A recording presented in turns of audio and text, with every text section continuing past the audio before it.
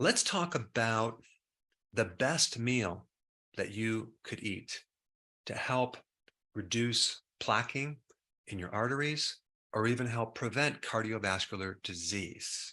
Now, I've done a lot of videos on what to avoid to prevent heart disease. Today, I'm going to primarily focus on what to eat, okay? But we first have to give you a little background of what is going on behind the scenes as far as a cardiovascular disease. And primarily, we're going to talk about plaque. Now, what is in plaque? Plaque is a combination of calcium, protein, and cholesterol. Many times the calcium is the result of biofilms. So what's a biofilm? It's a colony of microbes that these microbes have built these little calcium igloos or shells to protect themselves so they can go underneath the radar. So when you see calcium plaque in the arteries, underneath that plaquing, there could be a microbial community. And biofilms tend to accumulate on roughened edges, right? If the arteries were nice and smooth and strong, they probably would never accumulate on the arteries. But the question is, what causes them to get stuck on the inside of the artery wall, in your coronary artery, for example? Well, that would be some type of, they call it lesion or oxidation or inflammation or damage from excessive sugar in the diet. It could be you're diabetic. You could be a pre-diabetic. It could come from omega-6 fatty acids, junk foods, alcohol, all sorts of things. So when you see plaquing, you're also going to see this LDL, a very specific kind, the small, dense particle size. And that's correlated too with a high sugar, high carb diet. And some of this cholesterol in this little package, and that's what the LDL is. It's a protein that carries cholesterol. Cholesterol doesn't exist as cholesterol in the arteries like free floating. It's always in a little shuttle bus. But the cholesterol is coming in the form of Band-Aid with the cement, the calcium. And then also you're going to get fibrous tissue, like a protein cement that kind of mixes in with the calcium and the cholesterol as a Band-Aid. And then you'll see like a thrombus or a clot forming too in that same area. So given that information, what can we do to prevent, slow down, or reverse this situation? All right, there's several things to know about this. One of the controlling vitamins with calcium is vitamin K2. Vitamin K2 drives the calcium into the bone. Without enough K2, calcium tends to develop in the soft tissues of the body, not just your arteries, but also in the joints as well. And there's one more point about biofilms. There's some interesting things about biofilms, especially when we're dealing with plaquing in your arteries. There's several studies that I found that links periodontal bacteria, the bacteria in your mouth, this pathogenic bacteria actually ending up in the plaquing in your arteries. I mean, that's interesting because what are these periodontal bacteria? They're pathogenic. They're in your mouth, doing in your heart. Okay. Now you have to realize, like in the mouth, you have over 700 different species. Okay. Not just bacteria, but different types of bacteria in your mouth. And one of the reasons why the bacteria can actually go through the pores, through your gums and into your bloodstream is the same reason why bacteria can leak from your intestines into your bloodstream. That's called bacterial translocation, where bacteria is moving through the wall. They might get bleeding gums. So that allows the microbes to go right through these little holes into your bloodstream. So high vitamin C foods are definitely necessary for this meal. So foods with large amounts of vitamin C would also be a good thing. Then we have vitamin E, okay? Vitamin E in relationship to keeping your cardiovascular system intact is very, very important. First of all, it helps prevent those lesions on the inside of the wall of the artery called endothelial tissue. When you're low in vitamin E, which is a very powerful antioxidant, you can get a lot of oxidation and inflammation. So vitamin E is very important. Also, it's important in the heart muscle itself, keeping your oxygen high and preventing an actual heart attack. So we have vitamin K2, very important, vitamin C, very important, and vitamin E. And the other important thing with the heart, especially to avoid that lesion in the artery, is to keep your omega-6 fatty acids very low and keep your omega-3 very, very high. So a really important thing in this meal should be omega-3 fatty acids, okay? All right, so what should this meal look like? Well, let's start from the top, omega-3 fatty acids, okay? What food is very, very high in omega-3? And that would be wild-caught salmon. So if you include salmon in this meal, okay, you're going to have a good amount of omega-3 fatty acids, which is going to support the arteries as well as the heart muscle itself. And having enough omega-3 will decrease your inflammation as well in your arteries.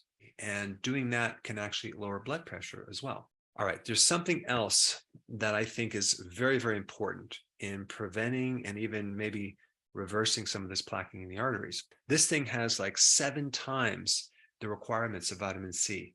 It also is one of the most microbial dense foods that you can eat, giving you a strong probiotic effect with high levels of lactic acid bacteria. Now, let me just kind of discuss lactic acid bacteria. It's not just one bacteria. It's a group of many different types of bacteria that is usually involved in fermentation. And so the food that I'm talking about is sauerkraut, okay? That is a fermented cabbage product. And sauerkraut is loaded with this lactic acid bacteria. And lactic acid bacteria as a standalone thing is very interesting because it can act as an ACE inhibitor to help lower blood pressure. It can inhibit biofilms, which is very, very cool. It can decrease the risk of cardiovascular disease by supporting your gut. There is a huge relationship between a healthy gut with the right microbes and a healthy heart. Also, this lactic acid bacteria can help regulate LDL cholesterol, especially the small, dense particle size LDL. And having enough of this lactic acid bacteria can enhance your production of secondary bile salts, which can help the absorption of more vitamin E, vitamin D, and vitamin K2. All 3 of those are fat soluble and can greatly support the cardiovascular tissue. And it just so happens that sauerkraut is loaded with vitamin K2. Now, normally vitamin K2 is in like certain hard cheeses, fats, but microbes can also make K2. Just to summarize what sauerkraut is, it's a superfood for the heart. It supports the gut lining to prevent these microbes from traveling through a leaky gut up into the heart. It has many different diverse types of microbial entities that can greatly help you in many different ways. And then sauerkraut's loaded with vitamin K2 to keep the calcium out of the arteries. It's loaded with vitamin C, like I said before, 7 times the RDA. So that gives you a tremendous amount of vitamin C that can directly inhibit biofilms as well as act as an antioxidant in your arteries, preventing these lesions or damage to the wall of the arteries. Remember, the biofilms can only stick to an area that's roughened or irritated. So if your arteries are smooth, they can't quite stick to the inside of your arteries to form the plaquing in the first place. And the last part of this meal is a big arugula salad with several things in it, which I'm going to cover. But arugula as a vegetable is a superior salad green compared to regular lettuce because, first of all, it's cruciferous, so it's really good for the liver. It's bitter. It has blood glucose lowering properties.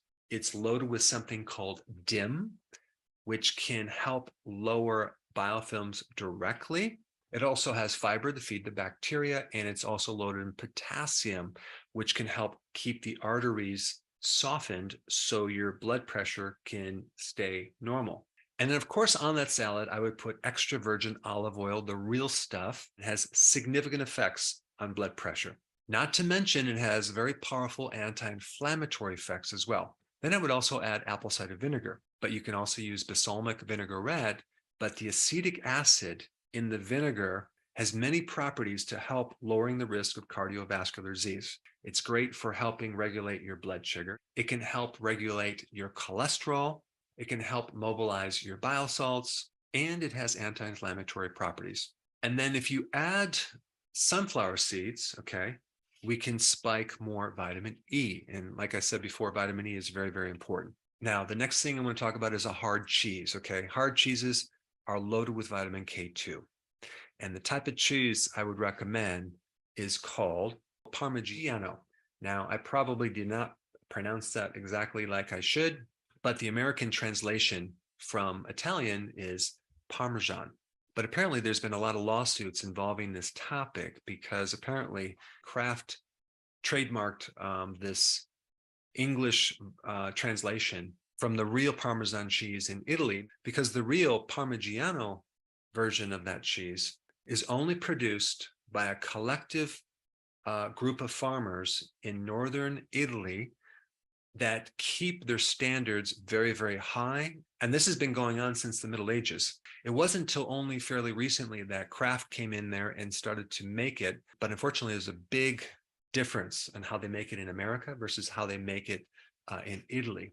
In Italy, they age it for like 1 to 3 years, compared to in America, I think they age it for 10 months. And the Kraft's version of this cheese definitely does not have to abide by the same policies and rules and laws than the authentic cheese in Italy has to abide by. And the other thing you have to watch out for in this Americanized Parmesan cheese is that sometimes they add this filler of cellulose, okay, which is wood pulp. So what I would recommend is get the authentic type from Italy and shave it on your salad. I do it every single day. That way you have a delicious cheese that's loaded with vitamin K2, and it's a great amount of protein. There's probiotics in this product, and it's an incredible product. I actually went to one of the farms where they create this cheese, and I was blown away at what they feed the cows to make sure the microbes are just right, and the soils that they grow the grass on for the cows. They don't get fed grain, it's all grass. And the amount of work that goes in to make this cheese and keep it a really standard process is mind-blowing. And the last thing I'm going to recommend to put on your salad is garlic. Okay, you can use powder, you can use actual garlic, you can use fermented garlic, but garlic is great for the heart. It actually can thin the blood. If there's a chance that you are at high risk for clotting, it can help lower your blood pressure. It's antimicrobial, anti-biofilm, and the list goes on and on. All right, so now that you have that information, I think the best, most interesting next video for you to watch would be the one on biofilms in your mouth. Check it out. I put it right here.